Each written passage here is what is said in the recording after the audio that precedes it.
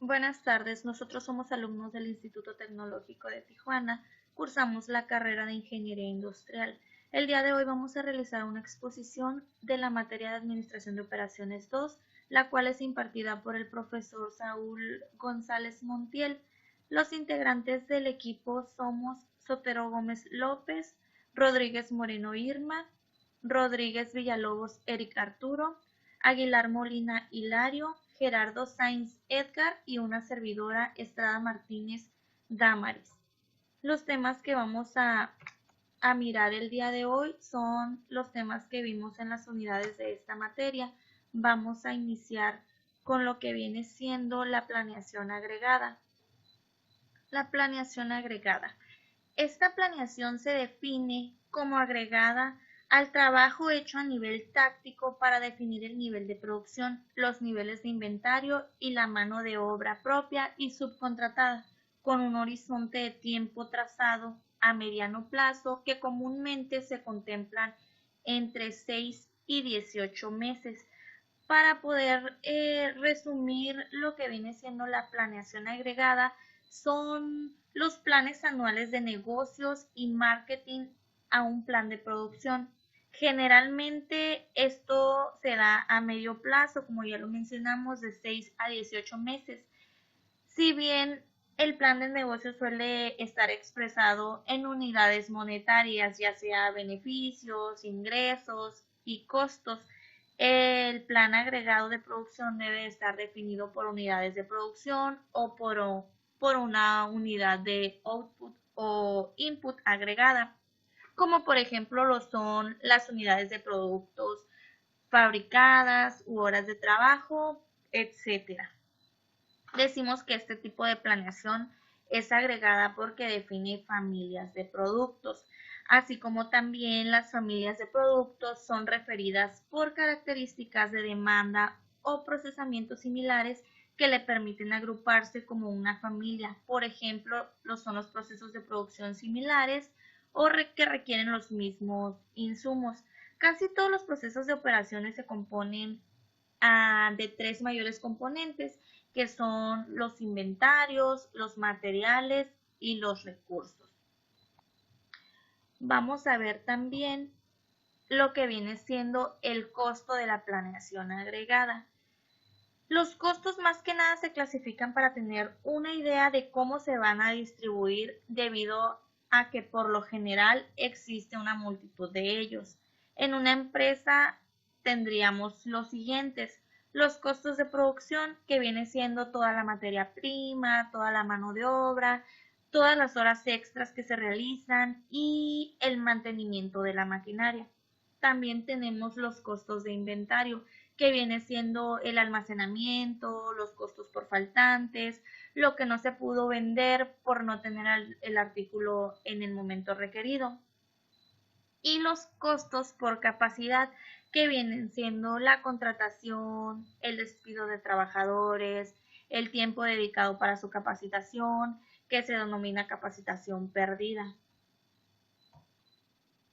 Estos que mencionamos son los costos relevantes para nosotros realizar una planeación agregada.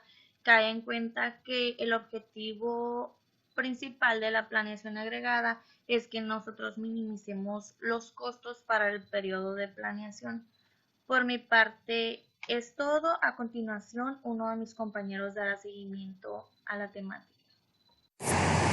Hola, buenas tardes. Mi nombre es Irma Rodríguez y vamos a continuar con la exposición que son las consideraciones económicas y comerciales.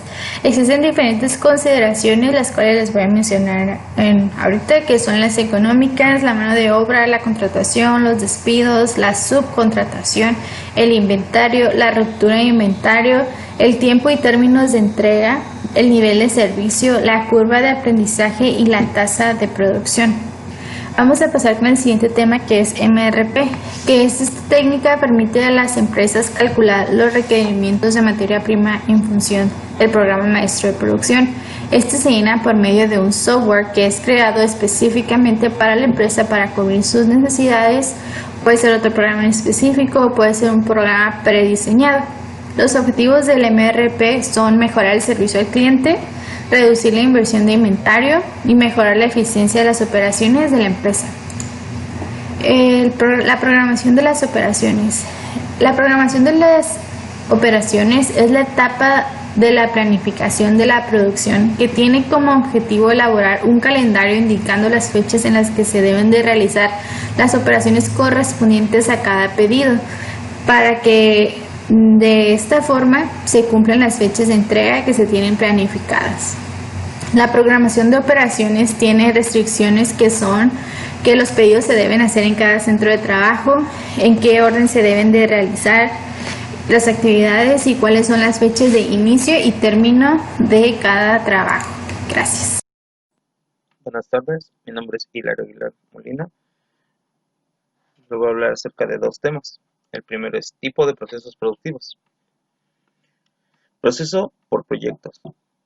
Se refiere a uno o pocos productos con un largo proceso de fabricación.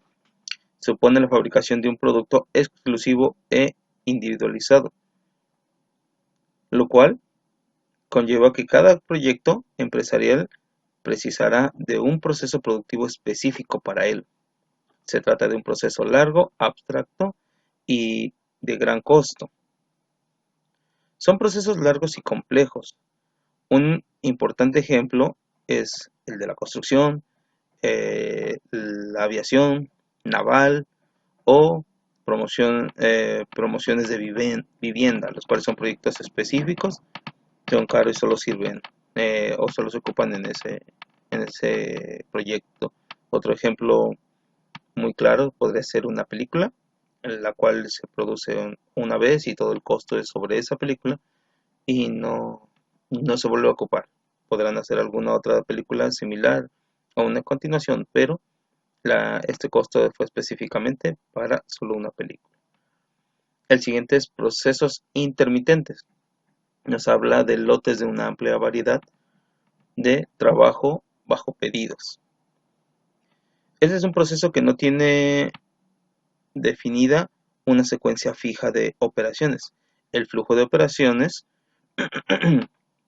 queda determinado por el producto procesado y para ello no hay una maquinaria específicamente diseñada, sino múltiples maquinarias capaces de hacer tareas diferentes. Un ejemplo es la fabricación de una camisa. Necesita diferentes máquinas. En la primera se hace un diseño en el cual se llevan corte de diferentes partes. Seguido de esto sigue el fileteado, que son el cerrar y pegar mangas. Posteriormente sigue la máquina de coser, donde se fijan completamente, se pegan cuellos y se pegan etiquetas. Después de eso sigue el bordado, si es que lleva bordado o el específico que hayan pedido. Después de eso sigue el hojalador, que hace los ojales para los botones, y posteriormente llega el planchado y el empacado. Son diferentes máquinas. La siguiente es configuración en línea. Nos habla de lotes de producción técnicamente homogéneos, usando las mismas instalaciones con las máquinas disponibles en las líneas. Este ejemplo es más fácil de comprender. Podemos poner el ejemplo o al que a mí me gustaría, es un ejemplo de las empresas de envasado, ya sean refresqueras, ya sean de bebidas alcohólicas, cerveceras. Estos procesos son continuos, son lotes muy grandes, son lotes en los que no paran las líneas y todas las máquinas llevan un proceso de máquina por máquina, pero todas hacen lo mismo. Si una máquina es de etiquetado, hace etiquetado para todas las botellas. Un proceso completamente homogéneo, de principio hasta fin, desde que se limpia la botella hasta que se envasa, se etiqueta, se limpia y se empaca. Nos dice que esta programación o configuración en línea, en esta se eliminan los tiempos de ocio y de espera. Mismas operaciones, mismas maquinarias, mismo producto. El proceso no se para nunca. Paradas en estos productos son muy costosas. El proceso más eficiente y es menos flexible. Distribución en planta por producto. se adecua cuando los requisitos son que la demanda es uniforme y estable y para productos, servicios y procesos estandarizados. Esta configuración continua tiene ventajas y desventajas. Las ventajas hemos tomado tres en cuenta, que es que disminuye el contenido de trabajo de mano de obra directa. 2. Aumenta la necesidad de planificación de materiales. Y 3. Disminuye el transporte de materiales.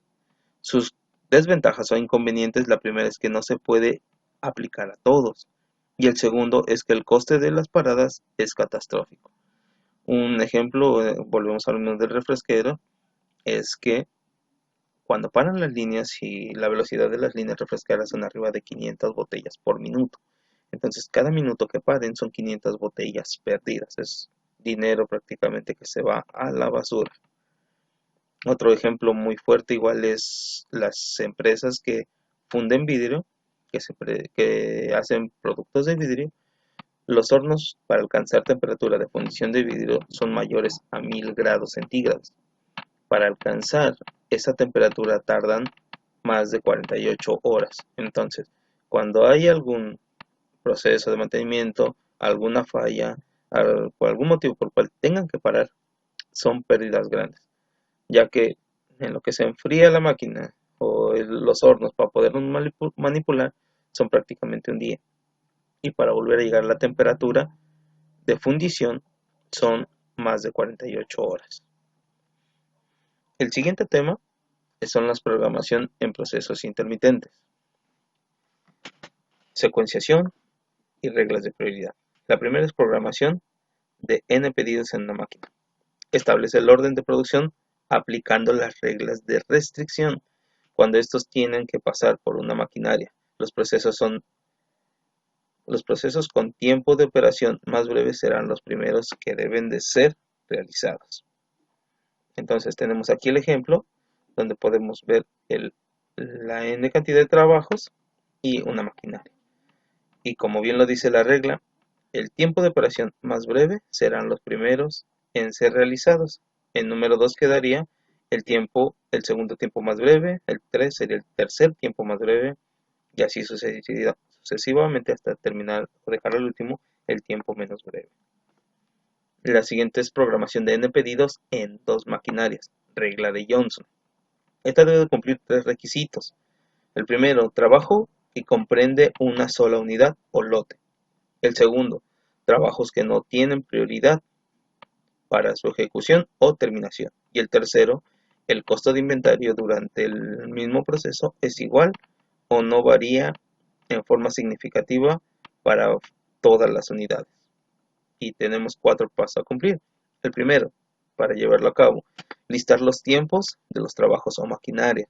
Paso 2, se selecciona el tiempo de procesamiento más corto.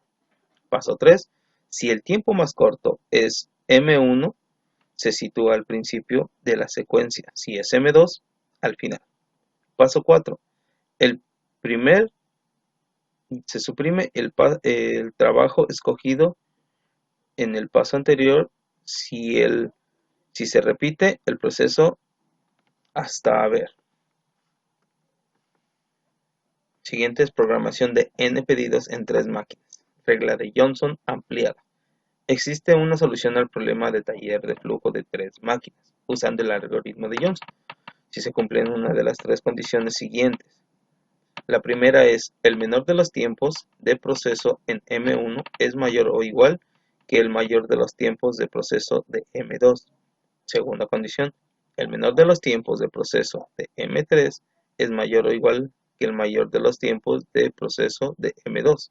Y tercera condición, cuando consideramos por separado los problemas M1, M2 y el problema M2, M3, la secuencia obtenida es la misma. Programación de n trabajos en m maquinarias paralelas. Se utilizan maquinarias paralelas cuando se supone que cualquier trabajo se puede procesar en cualquiera de las máquinas. Y el tiempo de procesamiento es el mismo en cualquiera de ellas, es decir, el procesamiento. Y seguimos 4 reglas básicas o 4 condiciones que debemos cumplir. La primera, ordenar los trabajos de menor a mayor tiempo de procesamiento. El primer trabajo de la lista, con menor tiempo, se puede asignar a cualquier maquinaria. El segundo trabajo de menor tiempo se asigna a la máquina siguiente y así sucesivamente hasta asignar a todas las máquinas. El siguiente trabajo con menor tiempo se asigna a la máquina con mayor carga. La carga es igual a la suma de los tiempos de todos los trabajos asignados a determinada máquina. Y por último, el número 4 se continúa hasta... Este es un ejercicio de análisis de planeación agregada para la materia de administración de operaciones 2. Okay, la descripción del análisis dice: la empresa debe planear los niveles de fuerza laboral, así como los planes de producción para el tiempo de un año.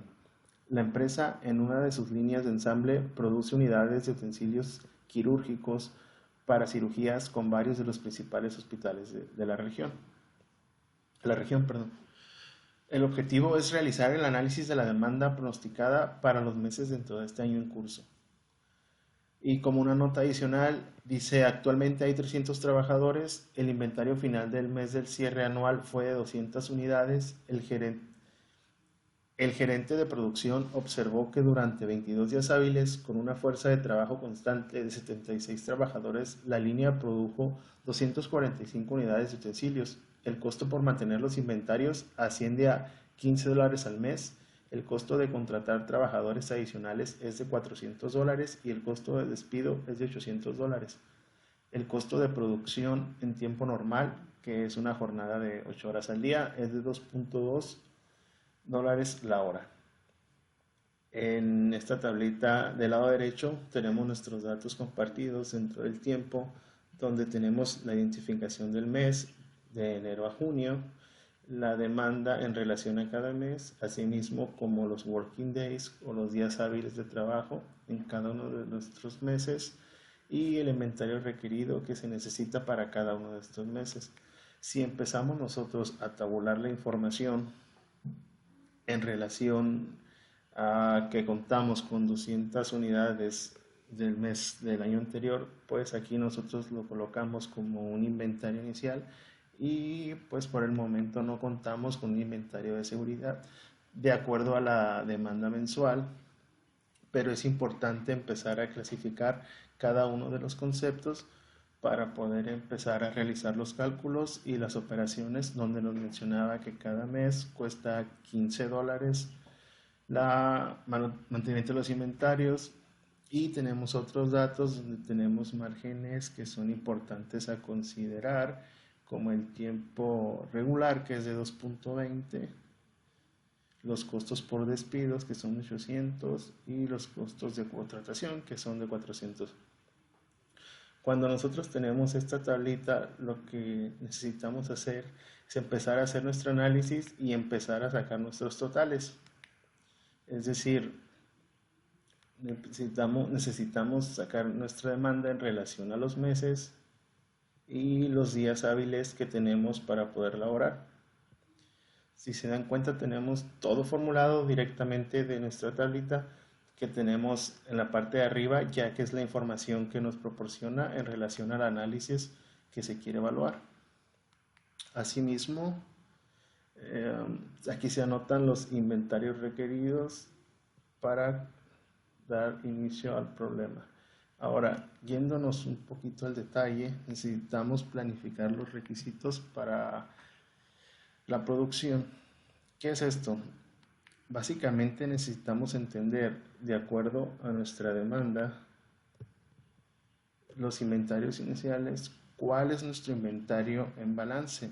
En relación a los datos como negativos, en el balance aquí se encuentra como negativo debido a que tenemos inventario positivo, ya que no se ha estado consumiendo, ya que solo necesitamos 50 del inventario, y esto lo podemos ver en relación a la parte formulada que tenemos aquí. Posteriormente también debemos de revisar el requerimiento de producción. el cual no es más que el pronóstico de la demanda más el inventario de seguridad más el inventario inicial, el cual genera esta información y nos da un valor significativo de acuerdo a las cantidades requeridas. Es decir, de tener una demanda de 1250 de nuestro inventario inicial, tomamos 50 y ocupamos producir 1050 piezas, lo cual esto nos dice que podemos mantener el inventario requerido y estamos produciendo 50 piezas en este inventario.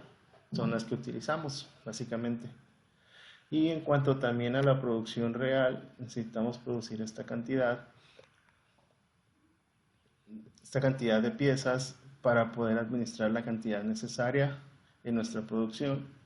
¿Y cuál no sería nuestro inventario final? Serían 52 unidades de acuerdo a lo que se está especificando. Posteriormente, en cuanto a nuestros planes de producción, empezamos a ver cómo determinar la estrategia más adecuada. Sin embargo, es importante considerar ambos estudios, los cuales vamos a explicar más adelante. En cuanto al primer plan de producción, podemos hablar de una producción exacta, donde tenemos que producir lo necesario y tener una fuerza de trabajo variable, es decir, que pueden variar nuestros recursos a lo largo de nuestras necesidades, no justamente tienen que ser estables. Entonces, tenemos otro plan de producción en el cual nuestra fuerza de trabajo es constante. Eso quiere decir que nuestro headcount, es igual mes tras mes, pero no varían nuestros inventarios y en ocasiones nuestros inventarios se ven agotados.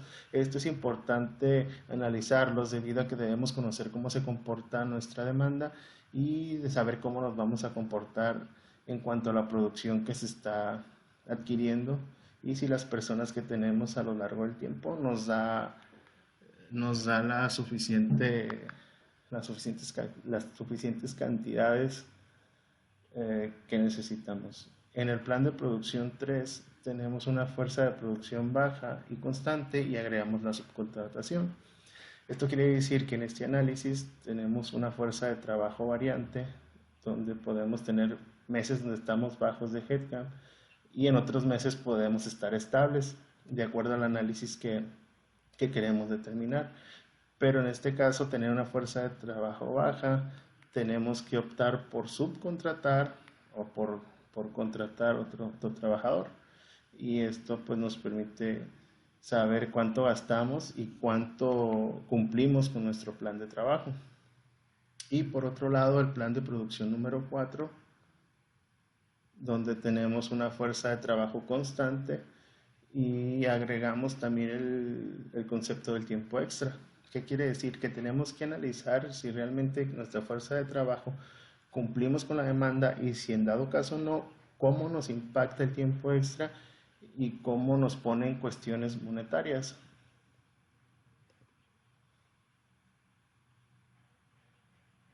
En cada uno de estos estudios manejamos totales. Estos totales se manejan en relación al dinero.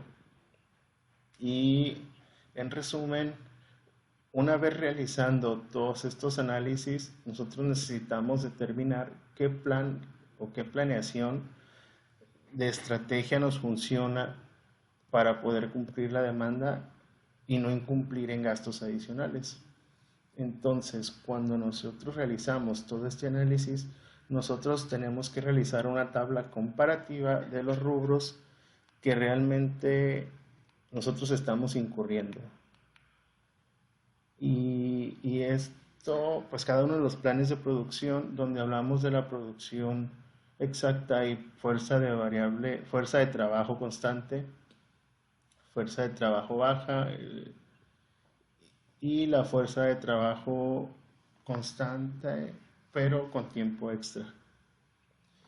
En cada uno de los rubros de contratación, si incurrimos en despidos, en cuestiones de inventarios excedentes, por escasez, por subcontratación, por tiempo extra, por tiempos regulares, cada uno de estos datos es el resumen de cada uno de estos estudios. Y en resumen podemos darnos cuenta que el más efectivo es el plan de producción número 4, porque en relación a los rubros que empezamos a incurrir en gastos, es el que tiene menores y aún así es el de menor costo en el total. Normalmente el incurrir en tiempo extra no se considera un valor agregado. Sin embargo, dependiendo del estudio o la naturaleza del plan de producción y la demanda que se debe de cubrir, en ocasiones el tiempo extra resulta más benéfico que realizar subcontrataciones o tener inventario sobre inventario, que es algo muy importante que hay que analizar. En este caso podemos darnos cuenta que en el tiempo regular, en el plan de producción 4, es el que incurre más gastos. Sin embargo, todo esto lo vemos reflejado también en los inventarios en exceso, que son los de mayor cantidad. Aún así, cuando realizamos la suma de todo el plan de producción y la estrategia a seguir, es el que representa el menor gasto en relación a los otros planes de producción. ¿Por qué sucede esto?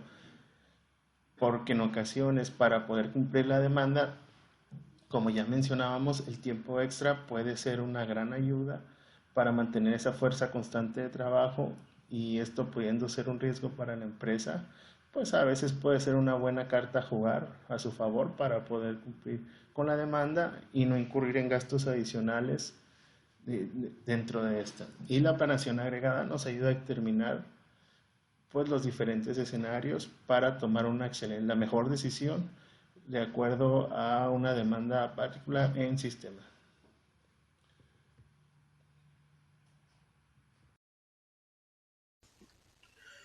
Hola, ¿qué tal? Buenos días.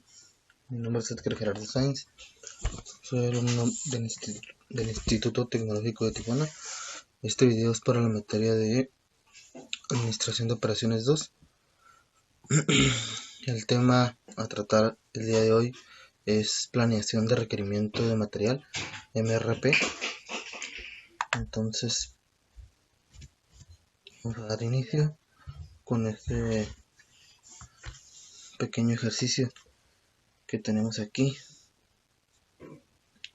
que nos dice: una unidad de CB001 consta de 2 unidades de CB002 y 3 unidades de CB003. Cada CB002 consta de una unidad de CB006, CB003 se obtiene de una unidad de CB004, una unidad de CB005 y 2 unidades de CB006.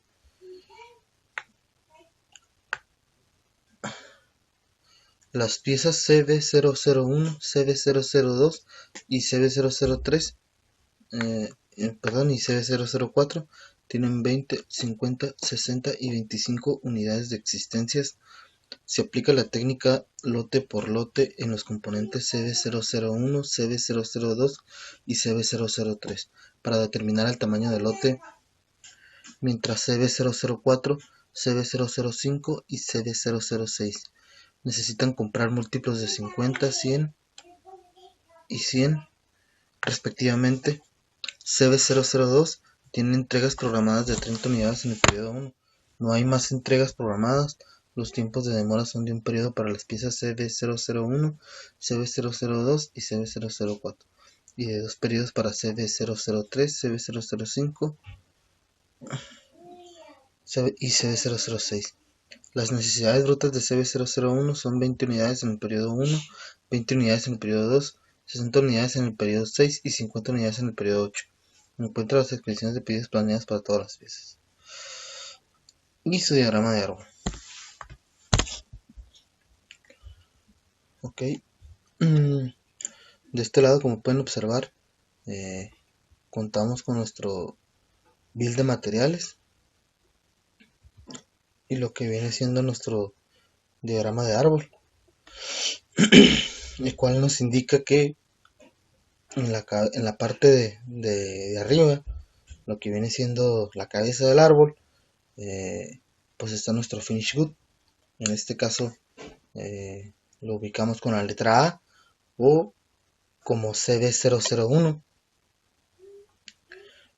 Entonces nos está diciendo que CB001 requiere para poderlo procesar, pues se requiere, ¿no? De 2 unidades de B, que viene siendo el CB002, y a su vez B necesita una pieza de F, ¿sí? Y a la misma vez necesitamos 3 piezas de C, y C a su misma vez necesita una pieza de D del CB004, una pieza de E del CB005 y 2 piezas de F del CB006. Esto para poder cumplir con los requerimientos que nos están solicitando. De este lado, pues podemos observar que tenemos ya bien estructurados todos los materiales. Tenemos aquí el CB001, que nos indica que tiene como tiempo de demora un periodo, y que el lote es por 20 piezas. Del CB002, su tiempo de demora es de un periodo, y que su lote inicial es de 50 piezas. Del CB003 tenemos que su tiempo de demora es de 2 periodos y que su lote inicial es de 60 piezas. Del CB004 tenemos que su tiempo de demora es de un periodo y su lote inicial es de 25 piezas. Tenemos el CB006 con un tiempo de demora de 2 periodos y sin un lote inicial. Tenemos el CB006 con un tiempo de demora de 2 periodos y sin una demanda inicial.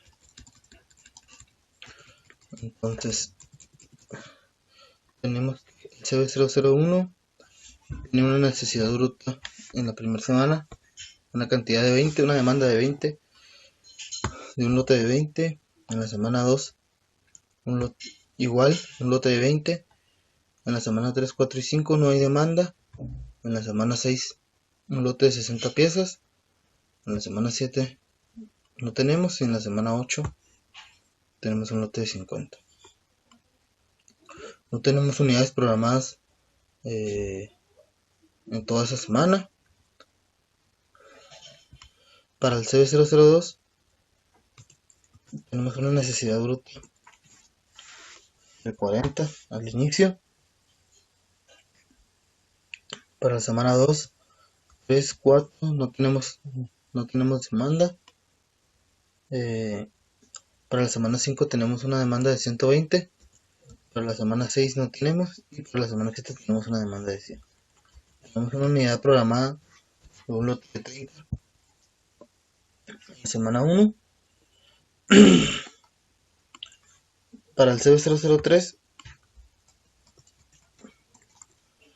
tenemos una demanda inicial de 60. En la semana 2, 3 y 4 no tenemos demanda, y en la semana 5 contamos con una demanda de 180. En la semana 6 no tenemos, y en la semana 7 tenemos una demanda de 150. No tenemos unidades programadas para toda la semana. Al CB004 tenemos una demanda inicial hasta la semana 3, que es la que está ligada al CB003 que tenemos aquí arriba, que tenemos una orden de pedido programada de 180. En este caso es la necesidad bruta del CB004. Tenemos en la semana 5 tenemos una unidad programada de 150, que las venimos arrastrando desde del CB003. En este caso, la demanda inicial del CB004. Del CB005 tenemos una necesidad bruta en la semana 3 de 180, en la semana 4 no tenemos, y en la semana 5 una de 150.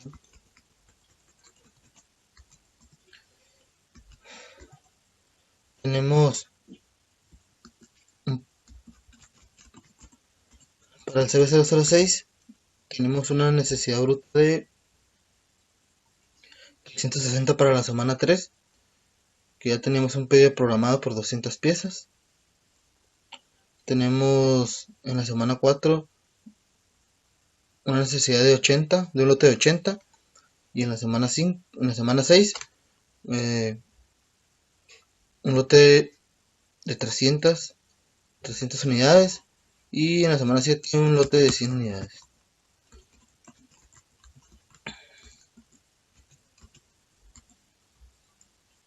Bueno, por mi parte es todo.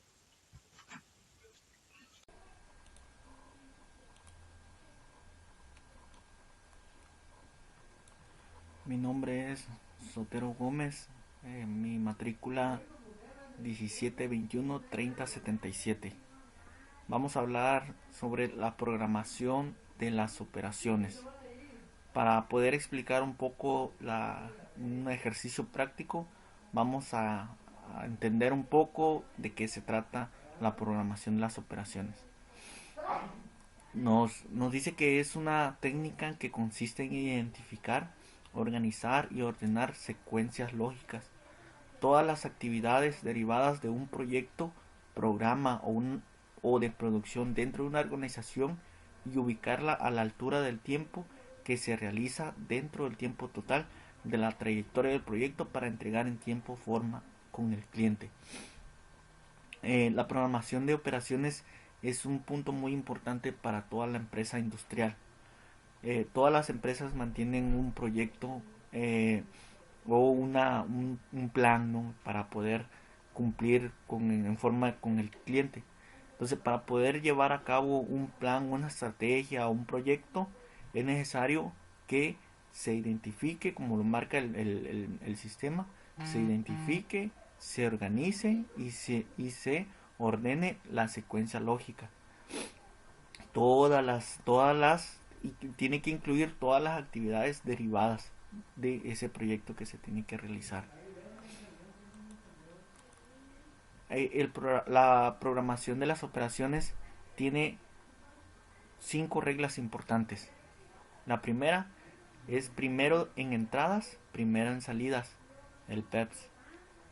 El segundo, tiempo de procedimiento más corto, el TPC. Tercera, fecha de entrega más próxima, el FEP.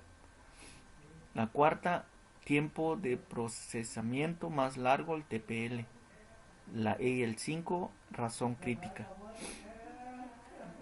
Tenemos tipos de programación, 3 tipos de programación de operaciones más utilizados, que son el enfoque repetitivo, el enfoque de procesos y el enfoque de producto.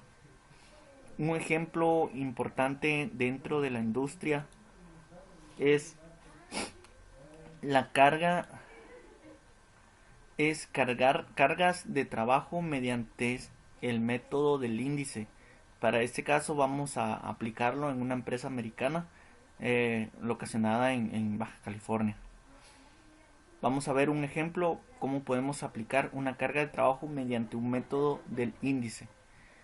El problema es, un programador de producción tiene 5 trabajos que pueden ser realizados en cualquiera de las 4 máquinas siguientes, con los tiempos respectivos en horas que se muestran. Vamos a determinar la asignación de trabajos, que dará por resultado horas dentro de la capacidad disponible. Este es nuestro problemático. Vamos a derivar en una tablita simple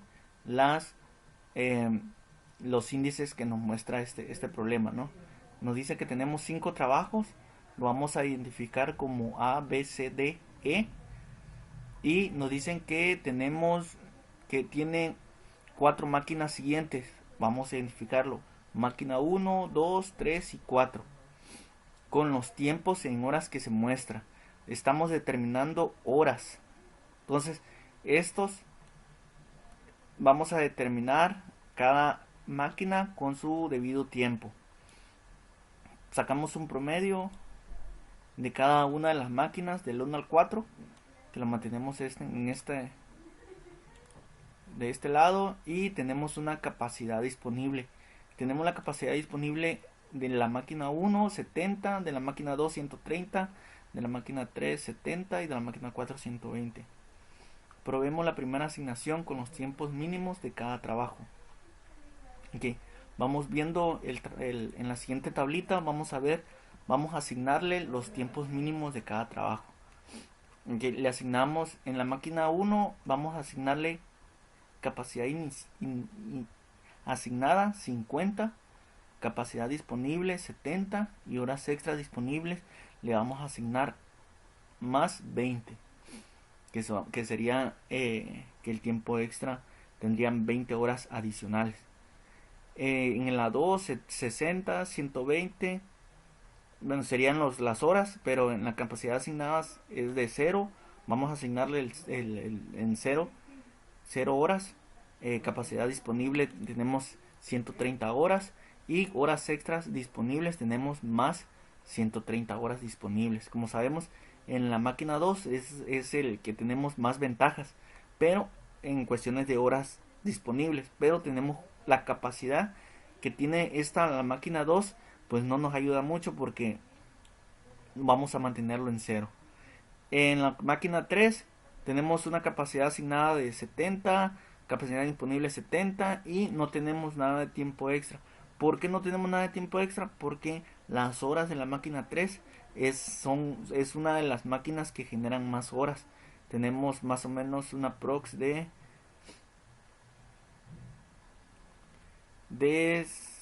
470. 470 son las horas que produce la máquina 1 debido al trabajo, ¿no? En la máquina 4 tenemos capacidad asignada de 160, capacidad disponible de 120, pero mantenemos un tiempo extras, pero en contra. Entonces no tenemos adicional, simplemente que genera mucho tiempo extra, pero la capacidad la capacidad asignada es mucho, entonces son 160. Entonces debido a eso las horas extras pues salen debiendo, no alcanza, le estaríamos quitando. Como se ve, no es posible asignar los tiempos mínimos por los excesos y defectos en horas disponibles. Es lo que estábamos viendo en la tablita. Tenemos demasiado capacidad asignada, pero no tenemos horas disponibles en el caso de la máquina 4. Veamos los índices dividiendo cada fila, duración de cada trabajo entre el mínimo de ese trabajo, obteniendo el índice. Ok, para saber el índice de las siguientes máquinas, vamos a agarrar del trabajo A, vamos a señalar qué tiempo es el menor. Vamos a trabajar con el menor tiempo. En este caso es el tiempo A, máquina 1, que es 50. El siguiente es la máquina 4, vamos a subrayarlo para identificarlo. La máquina 4 del trabajo B. En la siguiente la máquina 4 también del trabajo C. Y del siguiente es de la máquina 4 nuevamente y de la máquina D, ¿no? Señalamos y el siguiente es 70, entonces trabajaríamos con la máquina número 3 en el tiempo E. Entonces vamos de lo que señalamos, agregamos en la columna tiempo mínimo. ¿Cómo podemos sacar el índice de cada máquina? Simplemente dividiendo, ¿no? Vamos a dividir 50 entre 50. Tenemos el total de 1. En la máquina 2 vamos a dividir 60 entre 50. Vamos a tener el valor de 1.20 centésimas. Y así sucesivamente, ¿no? En la máquina 3, en la máquina 4, en la último trabajo, en el tiempo 5, tenemos 70, 75 entre 70, tenemos un valor de 1.7 centésimas. La máquina 2 entre 70 tenemos 143 centésimas, 1.43 centésimas y así sucesivamente. De esta formulita podemos obtener el índice de cada trabajador, de ese trabajo, ¿no? Entonces mantenemos estos valores. Si dicen, vamos a ver el resumen para ver los índices pequeños que sí son factibles. Entonces hacemos el resumen. En el trabajo A se puede ir, ¿verdad? Se puede ir de 1.0 a 1.2, no hay problema, que estamos señalando estos parámetros. Vamos a señalarlo de otro color. Dice, en el trabajo B no se puede ir de 1.0 a 1.4, no se puede ir. Vamos a señalarlo de 1.0, vamos a señalar con el color rojo, a 1.3, debido a que se le asigna 100 horas y solo están disponibles 70. Ok. En el trabajo C se puede ir de 1 a 133. Entonces vamos a señalar de 1 a 133. Lo vamos a señalar un color rojo, verde.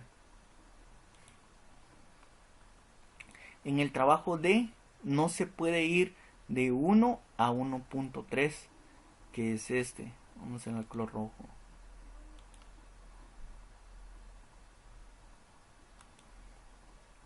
Sin mover el trabajo, ya que tienes 70 horas horas adicionales, no, capacidad disponible 70. Entonces y en el último, en el trabajo CE, no se puede ir de 1 a 1.7 debido a que se le asigna 75 horas en M1 y solo están disponibles 70.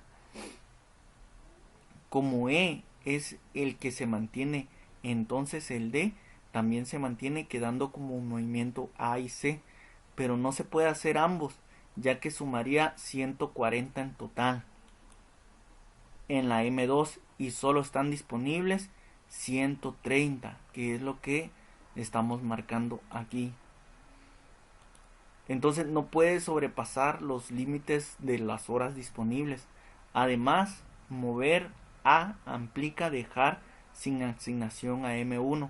Solo se puede mover C de M4 con 60 horas a M2, máquina 2, con 80 horas. Aquí con 80 horas, nada más.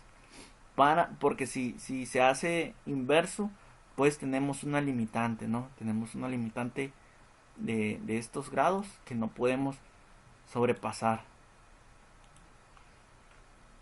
En conclusión, la asignación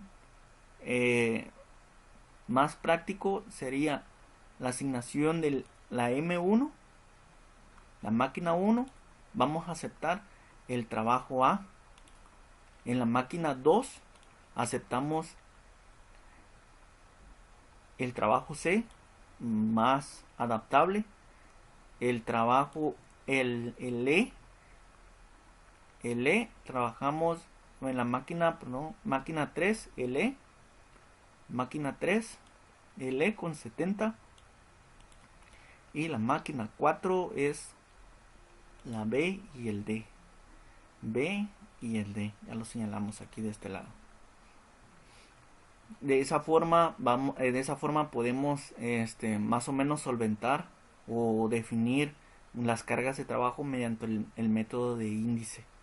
Entonces mantenemos un problema, pero aquí la cuestión es ir agregando paso por paso para que mantengas una visión en cuál es el que tiene mayor capacidad, ¿no?, disponible para que se pueda realizar o tomar una decisión aceptada.